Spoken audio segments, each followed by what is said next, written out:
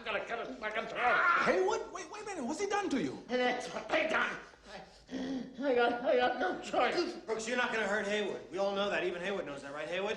Sure, I know that, sir. You know why you're not gonna hurt him? Because he's a friend of yours and because Brooks Hadlin is a reasonable man. That's right. Is that right, guys? Yeah. That clip is from the 1994 movie called Shawshank Redemption. You can see Morgan Freeman in the background. The movie has this very emotional moment where this old man is told that it's time to leave. The old man you saw is called Brooke in the movie. He's told it's time to leave. The old man had been in prison for more than 50 years. Now, the prison walls are everything that he knew. He had gotten to a point of getting promoted to the prison librarian, and he was doing really well. He knew where each and every book was, but when they told him that it was time to leave, the only thing that he thought of was to look for extension of prison time. So he gets up a knife and he attempts to kill one of his colleagues in prison.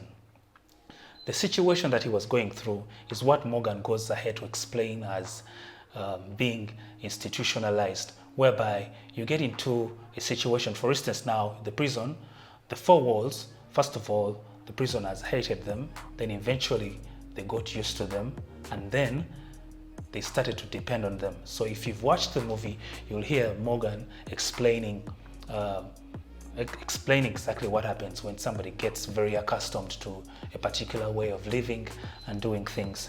So now, this brings us back to what we are going through right now.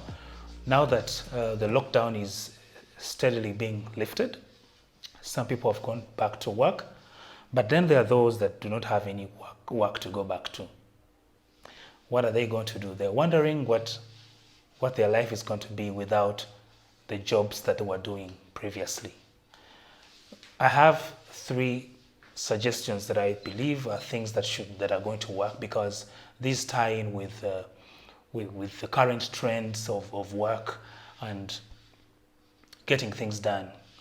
Now, one of the things is you need to ensure that you get your business online. If you have any businesses you're currently doing, ensure that it has an extension of, it has an online presence. We have these very cool platforms where we can sign up and put up our stalls or put up our items for sale for free, like Facebook. I think you've noticed that, probably you heard that Facebook started something called Facebook Shops, whereby you can put up everything that you have. You go through your Facebook page and then there's a tab called Shop. You click and then you upload your items that you have to sell so that you can easily be found online. It is essential for you to have an online presence. If you don't have an online presence, you'd wonder how you're going to make it through these very difficult times. First of all, transport is going to skyrocket because the president has advised that taxis can only take half the number, of commuters. Then if you have a car, probably you can only be 3 people in this car, the driver inclusive. So transport is going to become a challenge, meaning there's going to be a number of hours lost between you leaving your home to your workplace, and then obviously you have to get home much later if you're going back home, because still it's going to be more or less the same situation of transport, the delays and everything. So you better have an extension of your business which needs to be online. Secondly, you need to accept mobile payments. If you don't accept mobile payments, you're making it difficult. I've mentioned that before. I'll place a card somewhere so that you can watch my earlier video regarding what we should do differently. You should ensure that you accept mobile payments so that your customers can pay you, and then you do not have to move. You can outsource the delivery process so that you're more focused to other things that make your business grow much faster. That is number 1. That's number 2. Number 3, if you're into production, say if you're into commercial agriculture, please ensure that you get into value addition of the produce that you have or whatever that is coming out of your farm. The other day we watched a company in Nakawa that processes, that adds value to eggs. If you have eggs, it can do, they could turn the yolk into powder for other uses. So it's time for producers to get in touch with people that can do food processing, so that you add value onto your produce. You do not have to see your produce go to waste. I've read and found out that cassava, for instance, has 14 other line of products that can come out of that raw material.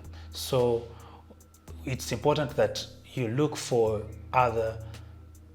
these other people you can partner with, so that you can add value to the things that you've produced.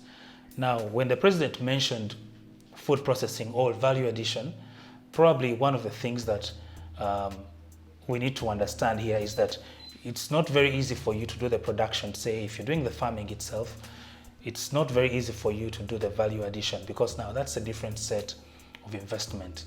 The resources are different, and the skill set is also different to ensure that value is added on everything that has been brought in from the farms and everywhere. So it means that you need to find ways of getting in touch with these food processing plants or manufacturers. You sit down and then you decide on how you're going to make money out of what you've brought. Then it's also imperative for the government to find its position to ensure that prices are stable. The situation is that there are times when farmers do their thing. They go to the gardens and they produce lots of food. The produce is probably overwhelming, like a huge bumper harvest, and then the prices are not competitive enough to sustain the farmers. So they get demotivated.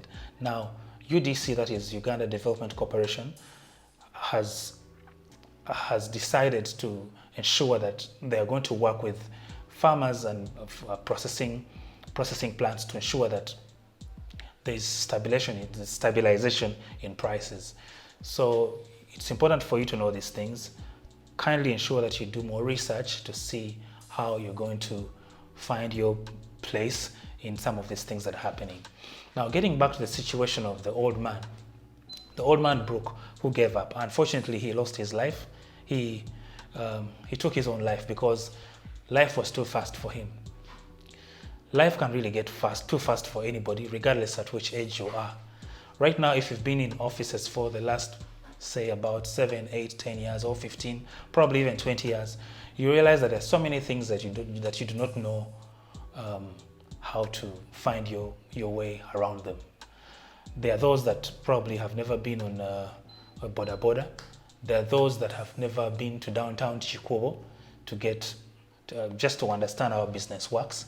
Then there are those that do not know basically what happens even in the environment around their homesteads. They just do not know what is going on. They're entirely clueless. Now, with all the knowledge that you've acquired in these corporate institutions where you've been, I strongly believe that for us to be able to achieve whatever we want Uganda to achieve through BUBU, Build Uganda, Buy Uganda, Build Uganda, this is the time for all the members, for all these individuals that are probably going to be unemployed because of the COVID-19 pandemic, to position yourselves in the Buy Uganda, Build Uganda opportunities that are coming through. You are the ones to lead the people that are in these institutions that probably do not know how processes should run, that do not know how to keep proper books of accounts, that do not have any leadership skills. So these are the places where you are supposed to run to and find yourself useful. And it's not the only thing that you probably end up doing, because probably you might think that it's not your kind of thing, but it is a very good start, and obviously you can eventually run into other things that you are really passionate about. So those are precisely the 3 things that I felt I should share. Now that we're getting back to work and we know that those people that are clueless, they do not know what they are going to do because they don't have any jobs to run to. If you haven't subscribed to my channel, please consider subscribing and please share this video with your friends. I'll see you in the next video. Bye bye. Peace.